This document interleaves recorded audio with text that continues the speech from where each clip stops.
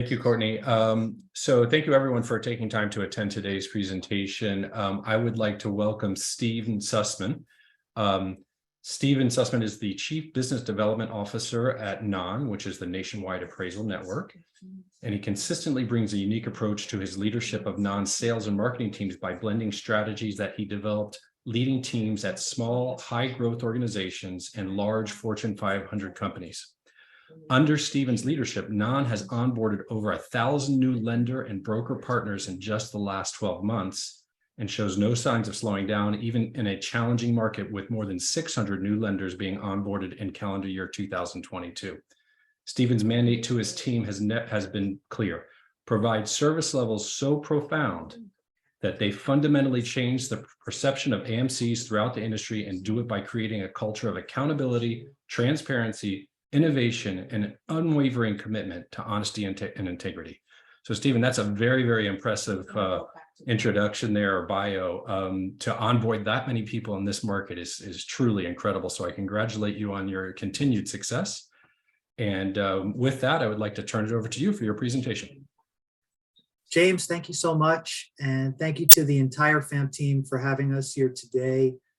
FAMP is such a fantastic organization, so valuable within our industry, within our state specifically. And to have advocates and allies like the FAMP team really makes such a huge difference to the overarching feel of our business and how decisions are made, how we move forward. So tremendous organization. So glad to have so many of the FAMP members here. If you're not a member yet, find out how to join. Again, so much valuable information. So thanks for having me. I wanted today to talk about appraisals, and specifically about the changing landscape of appraisals. Anyone who's been in this industry, whether a lender, a broker, an appraiser, a vendor, you have seen quite a roller coaster ride when it comes to appraisals over these past couple of years.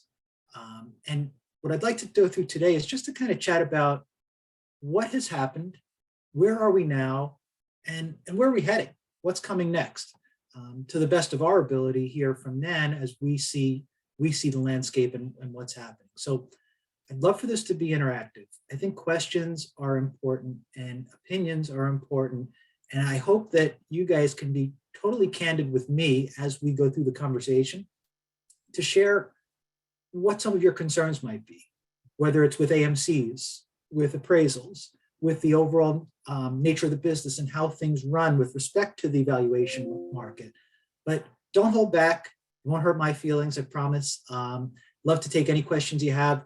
James is going to kind of watch that chat box as we go. So if you have questions, please go ahead and type them right into the chat box. And we'll also open it up for more questions at the end of the presentation. So without further ado, let me dive in here.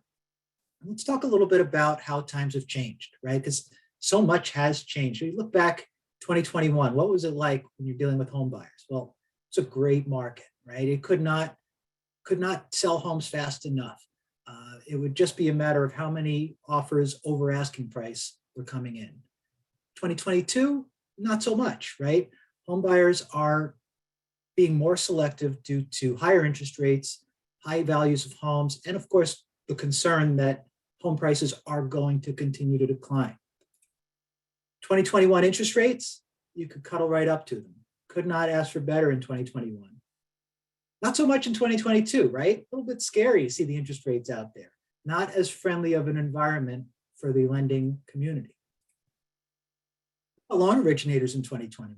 You guys remember what day-to-day life was like. Just couldn't process loan applications fast enough. Working until midnight and just continually seeing new business come in. 2022, a little different feel. We all get it. We're all feeling it. But at least some good news. Appraisals in 2021. Not so much fun to deal with. We hear you. We get it. As the AMC, trust me, we experienced it and we understand. But in 2022, we feel there's a lot better story to tell. But before we get into the changes, I think it's really important that first we give thanks. What do I mean by that? Well, what I mean by that is if you think back to our lives, think about originators, folks who were working in offices before COVID, before quarantine happened. What's changed? Well, I think I'm probably not the only one who's ever worn shorts to a meeting now, right? But the only change we experienced in that day-to-day life, in that day-to-day realm, was we went home. We started working remotely more. We were doing the same job function, but we were able to quarantine and avoid the concerns of the day when the situation came up back in 2020. Now think about the life of an appraiser. Here's what they were like before quarantine. Here it is after. Appraisers were still out there in the field doing work that needed to be done to keep this industry moving. And I want you to take a second just to think back. Think back to how you felt in March of 2020. Remember the uncertainty. Remember the anxiety. Remember, we didn't really know. We didn't know what is COVID, what's going to happen, what are the health ramifications, what's coming next.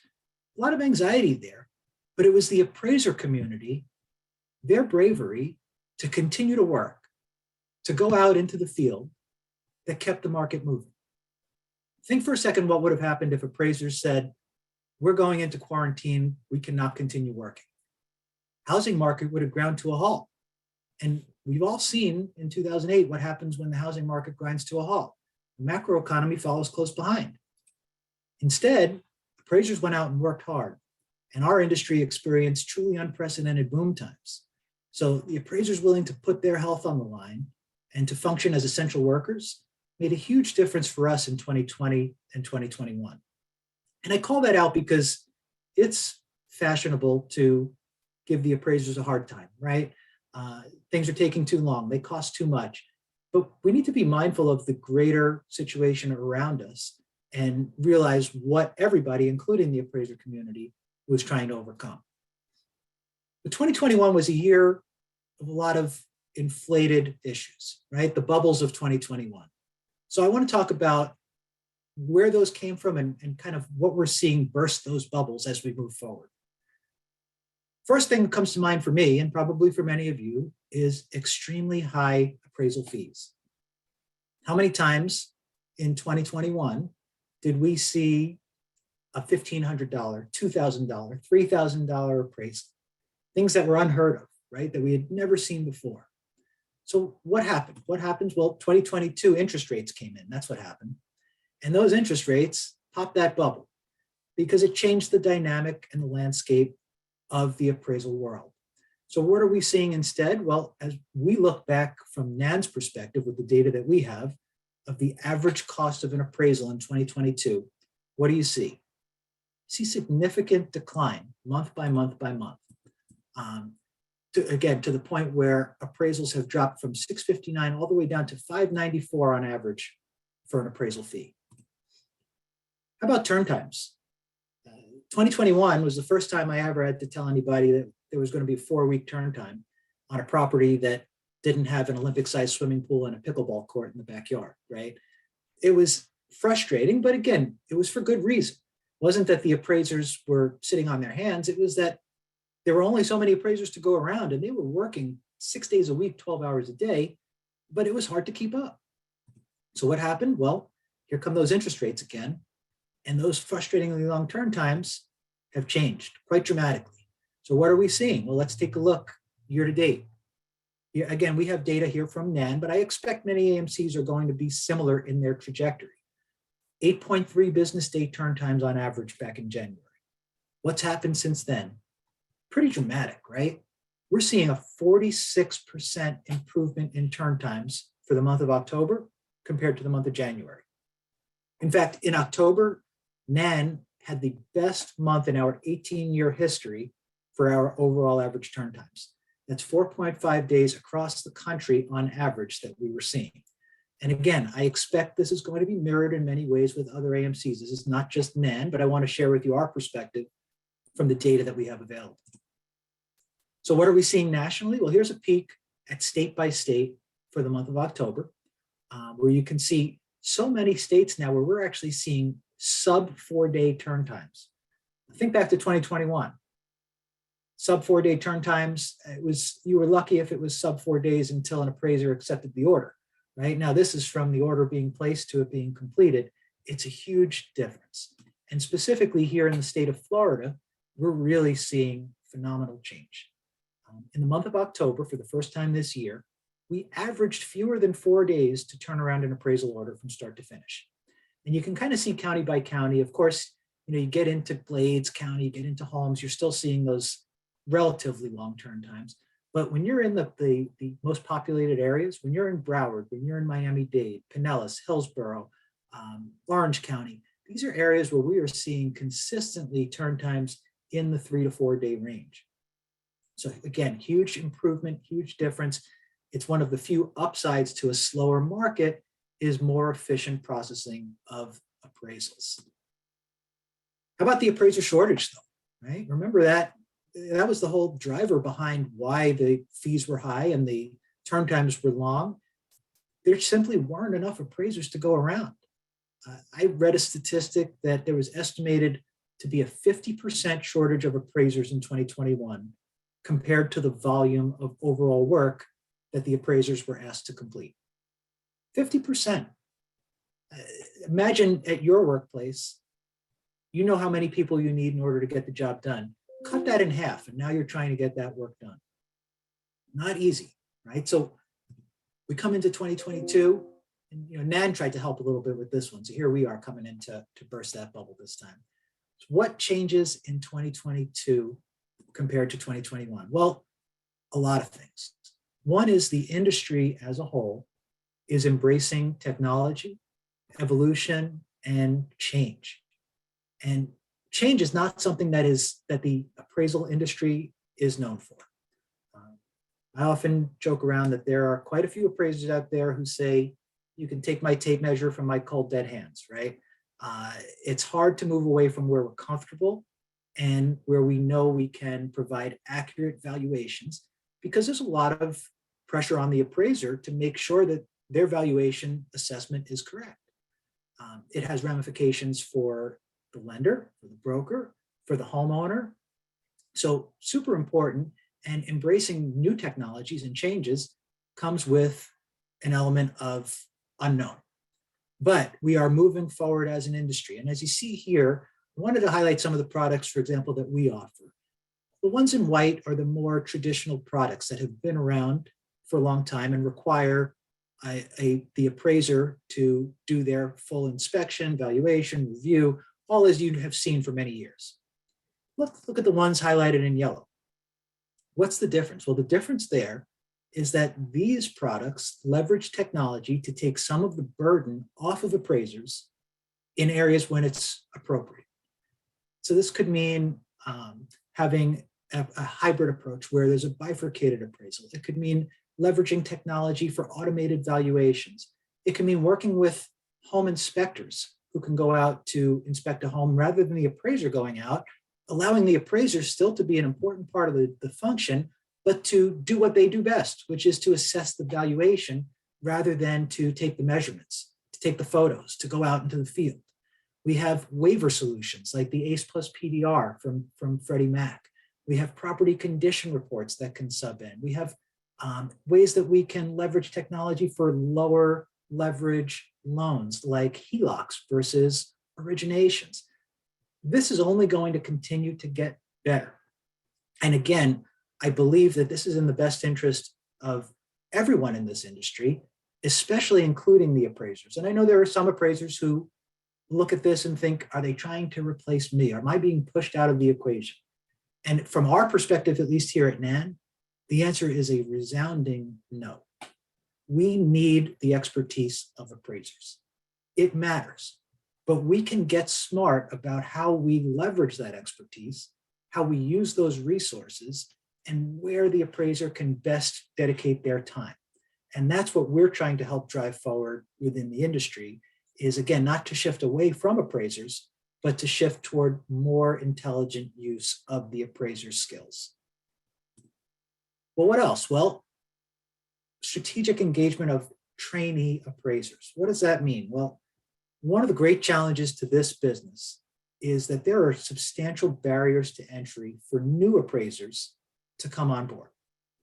New appraisers have to go through education, training, certifications, continuing education, just to become an appraiser, it is a substantial commitment of time and work. We want to help foster that commitment and help those junior appraisers, those trainee appraisers, get that step forward, move forward into the industry. But how can we do that effectively? Well, in this business, supervisory appraisers are only allowed to have up to 4 trainees at a time. But the flip side of that is that trainees can have an unlimited number of supervisors. So what we're doing here at NAN is we're partnering with appraisal firms that pair supervisors with trainees on an assignment level basis. They're looking at, okay, for this order, for this loan, for this zip code, here is my certified appraiser who has great experience and can be a mentor. And here's a trainee who's really trying to learn and grow and get into the business. We're going to send the trainee out to go take the measurements, to take the photos, to do the inspection. But then we're going to have the supervisory appraiser oversee the actual valuation portion of the appraisal. And Stephen, Yes, sir. just a quick question there. So can you clarify for everybody that a trainee appraisal can still considered a registered appraiser, correct? Correct. And all of these reports where the trainee appraiser is working in conjunction with the certified appraiser are fully compliant with the GSEs. So these are Fannie Freddie compliant reports, everything done as they should be. And most of the largest lenders in the nation who NAN is partnered with have taken advantage of this program because, in fact, if anything, we find that it is more carefully scrutinized than traditional appraisal orders because the supervisory appraiser has that additional layer of responsibility to ensure that they are reviewing it with a careful eye for the work done by the trainee. We're seeing faster turn times overall when we engage this program. We're seeing the supervisory appraisers able to claw back time in their day to really work on valuation rather than the legwork of going out into the field. And again, this is helping to more rapidly push forward those trainees so that they can become certified appraisers as well in a faster time because they're getting the hours that they need on, as trainees. So really an all-around win. And again, ways that we're looking to get smarter as we've all learned from 2021. Boom days will come again, right? You know, we're in a tough time right now, but let's not pretend that it's always going to be this way. We want to be prepared. And we feel that going into the next boom cycle, with all these now alternative products available, with trainees, with all the things that we've learned during this time, we're going to see a much different atmosphere for appraisals when things get busy again. Let's talk about this one. This was my favorite one. Declining satisfaction with the appraisal process. What does that mean? That is the really nice way to say, I hate my AMC, right? And that's okay, we get it, because it was a frustrating time. And there's not always the level of transparency, clear explanation, and really proactive thinking that can help us guide through some of these challenges when we have this incredible, overwhelming workload come in. So again, NAN wanted to look at what can we do? How can we help the declining satisfaction? And I'm sure we're seeing this around many AMCs across the country. Hopefully most are embracing this opportunity, because what we see here as we move into 2022 is an opportunity to improve. We see that we can learn from the challenges of 2020 and 2021, and we can use the resources at our disposal during these slower times to find ways to truly enhance customer service, right? So of course, every business needs to be efficient, but from the AMC side, what we should be looking at and what we are looking at here at NAN is not how many people can we lay off, but how can we better use people to drive that experience and improve those service levels. An example I use here is we've buried the call center, so to speak, right? Call centers, they're impersonal. They don't allow you to hold the AMCs accountable. Long hold times, frustrating. Well, we have people now to a point where we can, we're not so overwhelmed with just incredible volumes of work that now you call NAN from 8:30 a.m. to 9 p.m., someone's going to answer that phone. It doesn't go to a voicemail or a hold time or a random call center person. And this is, again, what the lending community should be expecting from their AMCs. faster responses, ability to connect directly with a live human in real time, getting things like revisions and disputes resolved in 24 to 48 hours.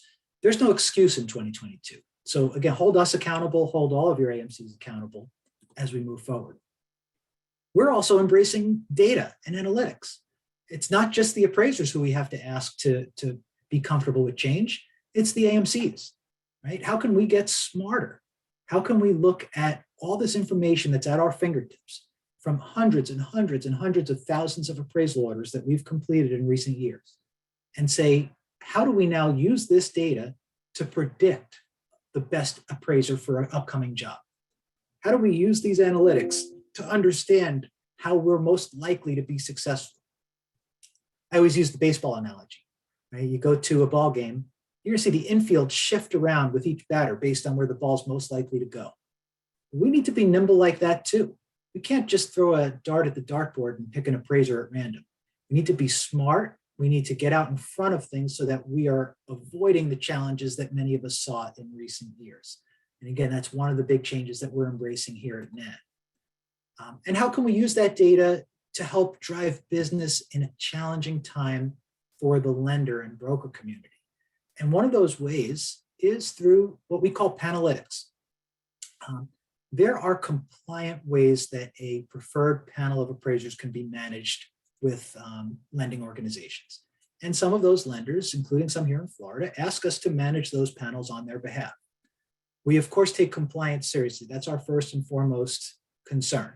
But as long as we are properly rotating through the appraisers and meeting all AIR guidelines, we're also able to provide scorecard reports now, where we are empowering the lenders to understand the performance of the appraiser, right? And what does that mean? That means that you're making decisions not just based on, well, this is who I've always used, or this is who I went to high school with, but you can see the performance metrics for every appraiser. Again, we're trying to think, how can we use this time when things are a little bit slower, when we have more resources at our disposal to reinvest back into the business and help drive success of the lender partners.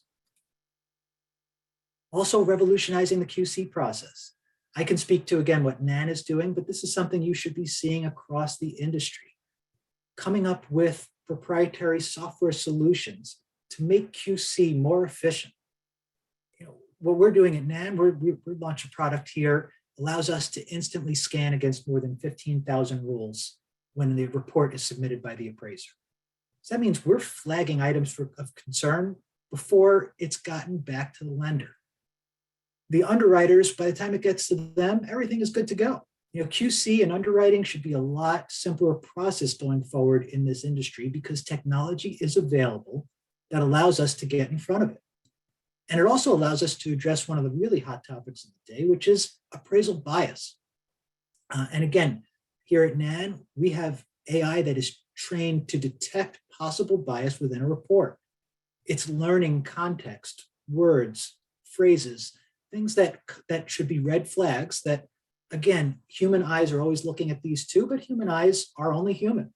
So this is a way to get out in front of it where we can see potential concern for bias, flag it, review it, and make decisions, again, before it gets back to the lender, before it gets back to the borrower, before it becomes an escalation or a lawsuit or an issue that causes headaches for everybody involved in the loan. Your AMC can now help get in front of that and avoid that. And by addressing these items up front, there's substantially fewer revisions on the back end, which again makes the overall process that much faster. So let's talk about one more bubble here. The frustration of trying to enhance appraiser performance. Try to word this in an appropriate way, because again, the last thing I want to do is to sound like the appraisers weren't doing their part. The appraisers were doing everything that they could. The frustration was that it was hard to come up with any incentive to drive even more work, even faster work, because there was more work than they already knew what to do with. So 2022, what do we do? What can we do different? Well, if we look in 2022 with an honest evaluation, we have to say, for all of us, the tables have turned. And speaking from the perspective of an AMC, for the last 2 years, we saw appraisers absolutely overwhelmed with work.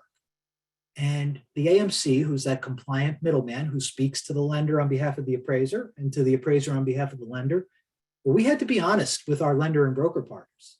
We had to say, hey, we're going to have to adapt and accept some of these changes, some of these unprecedented changes, right? Appraiser comes back to you and says it's going to be 4 weeks and $1,500 for an appraisal, and you've never heard that before in your life. But that's the market we're in.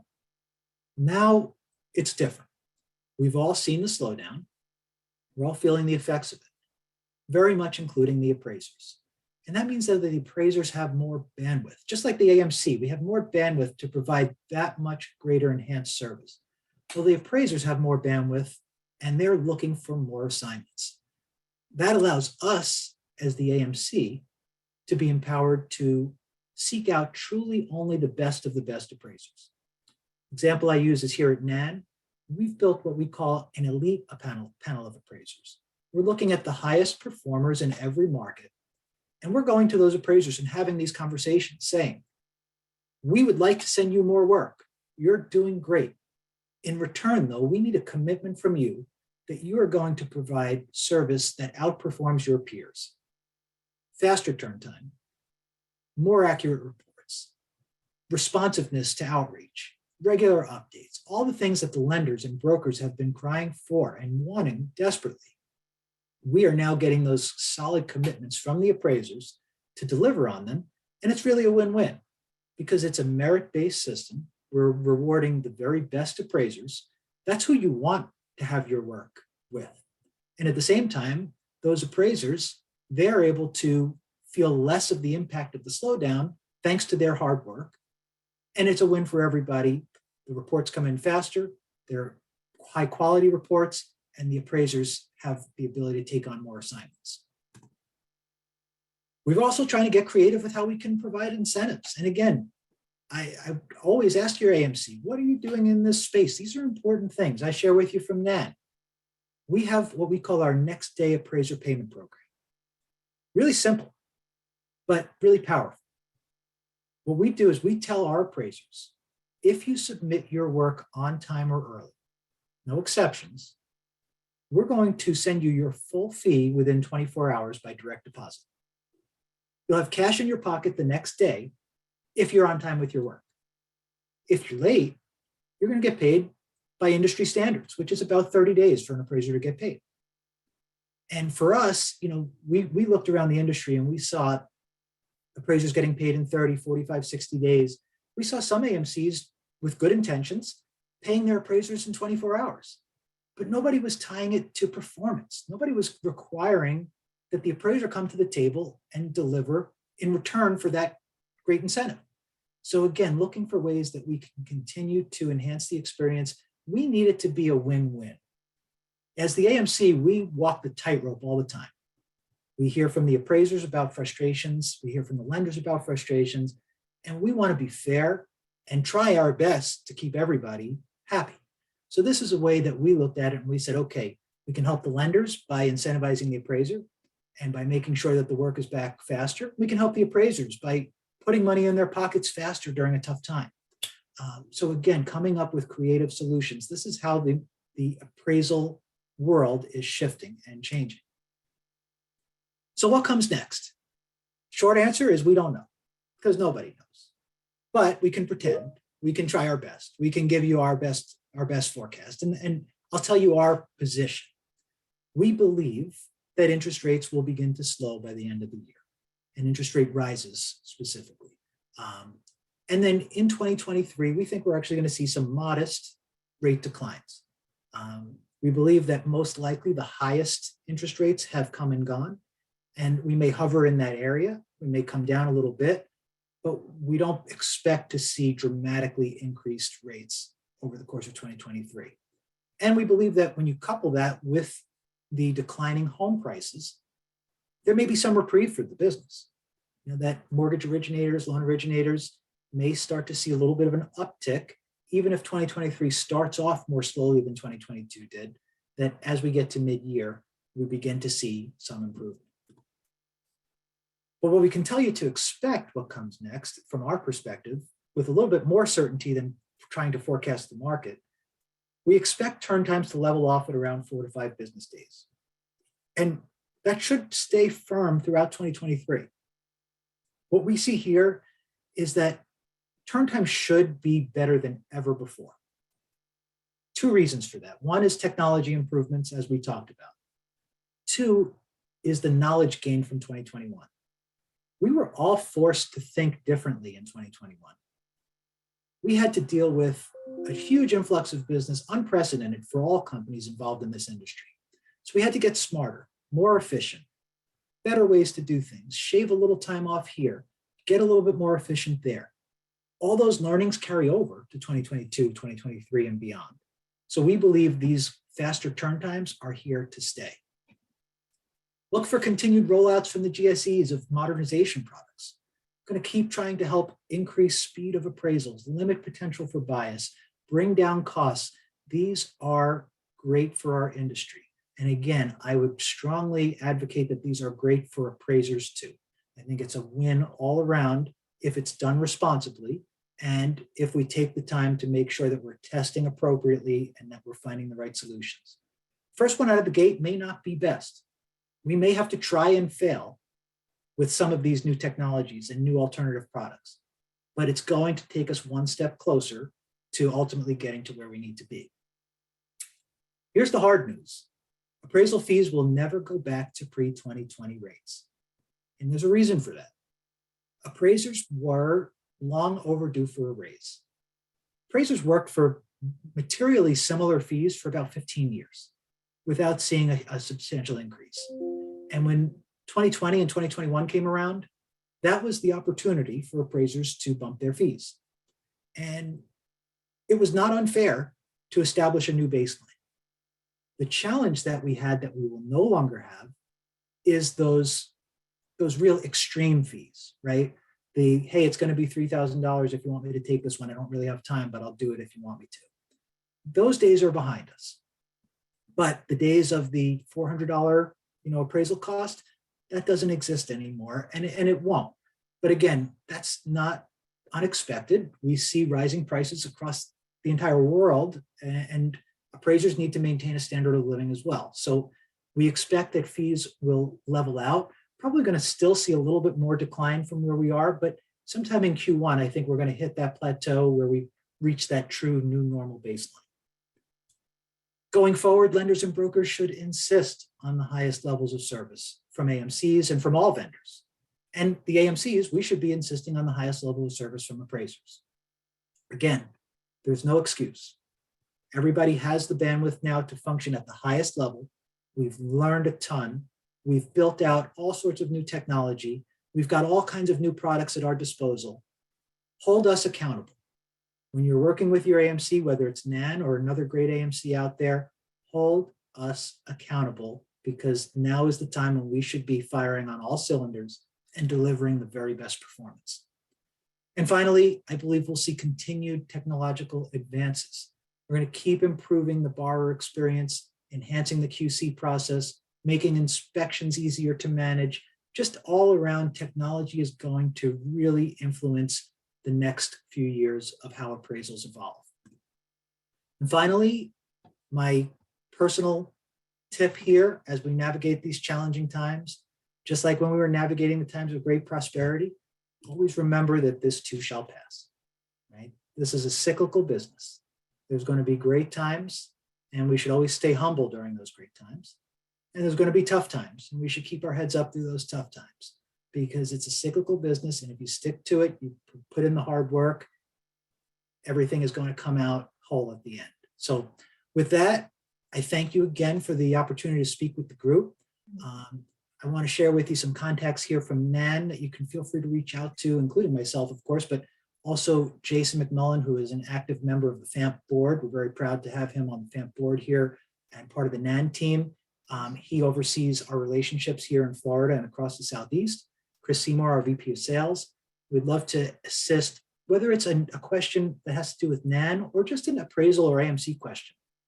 We don't look at it as we're here just to have a transactional relationship.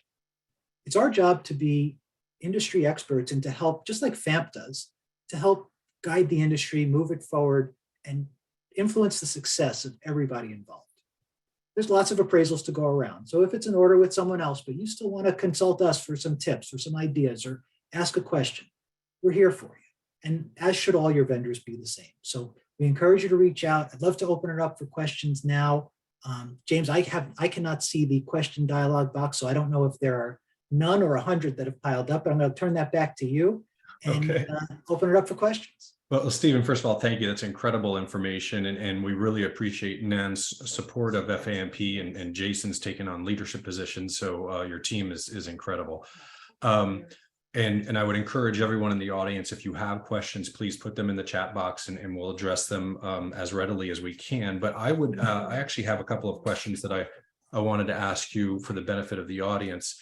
So one of the big fears that we have on the lending side is getting an appraisal back that indicates that we're in a declining market, and that may be coming around the corner. So obviously we've seen asking prices drop significantly on homes, but of course those asking prices were probably already inflated, so maybe they're coming back down to earth. But are you starting to see data, or your team starting to see data that would report that we may potentially see declining market indications in certain markets around the country?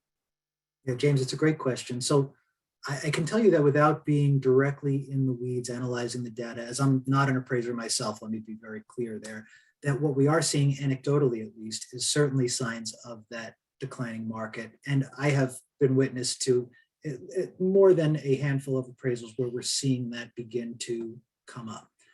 What we want to do as the AMC is we want to make sure that we're delivering accurate assessments of valuation. So with that, again, our job here is to make sure that we have a robust review team who can be engaged when there's a concern, when there's a question.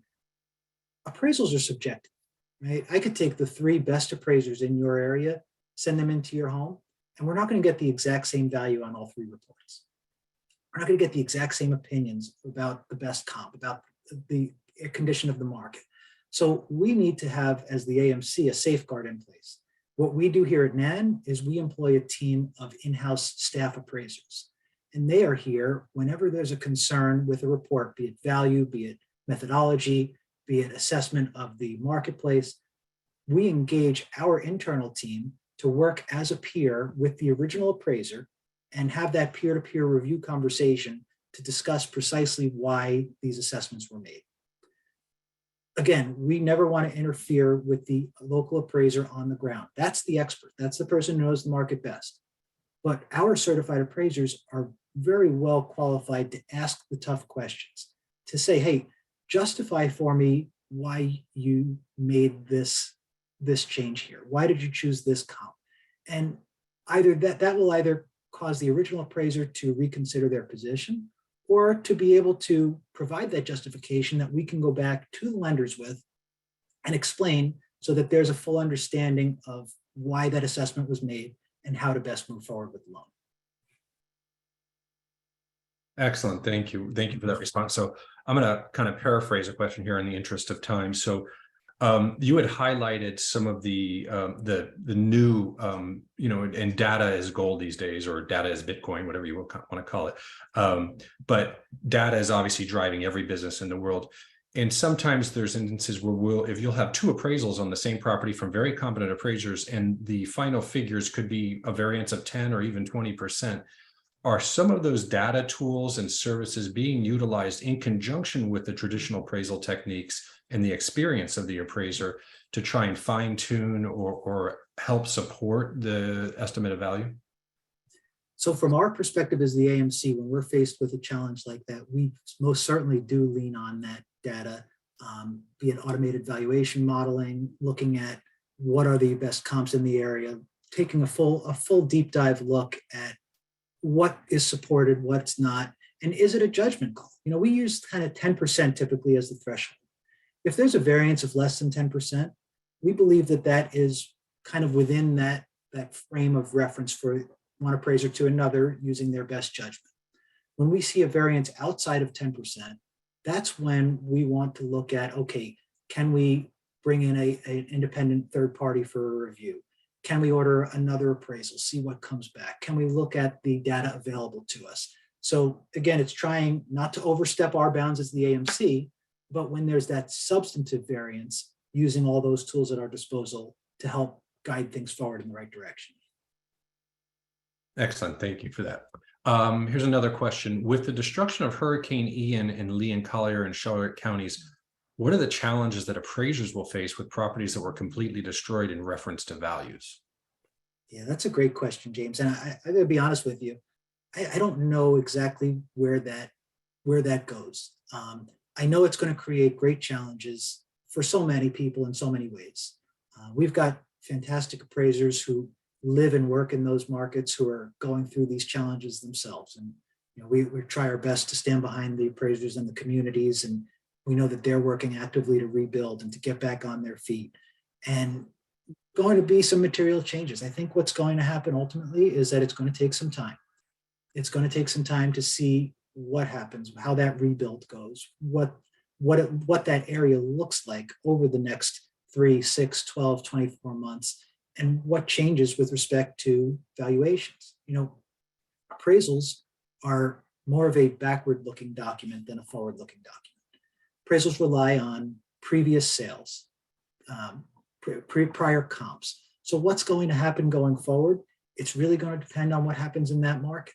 My hope is that there's a community effort to rebuild and to robustly rebuild and to get back to not only where we were, but even better, come back stronger. NAN is based here in Tampa Bay. We're local in Florida, that's our home. We serve the entire country, but we've been based here for 18 years. This hurricane, but for the grace of God, was coming straight for us. And it wound up 100 miles south, and we feel terrible for the folks who were affected by it. And we feel it personally because it's a short car ride away. And we've got friends and colleagues who live and work in those markets. So I think what's going to happen is really not so much up to the appraisers, but up to the communities. And we're going to see how that rebuild goes, where we wind up. And the appraisers are going to do what they always do, which is take an objective look at the market data and make assessments based on that. Thank you for that. So, and it's been a long time ago, but I know in Miami-Dade County after Hurricane Andrew, there were requests for appraisal reports as of a date prior to the storm. And I don't recall if that invoked a departure provision or not. I'm sure there's somebody on the call who could tell us, but obviously we'll see a lot of that. I wanted to go back to your point about turn times, and that was some really incredible data, because that was one of the questions, and that was a frustration that a lot of us had back in 2021, and it's great to see it returning back to kind of pre-pandemic levels. In terms of rates and things of that nature, there's a lot of projection that rates will come down somewhere below 6%, maybe even below 5.5% next year. And we have a lot of pent up housing demand in the millennials, because it's the second largest buying population in the history of the US. And we don't have a lot of inventory.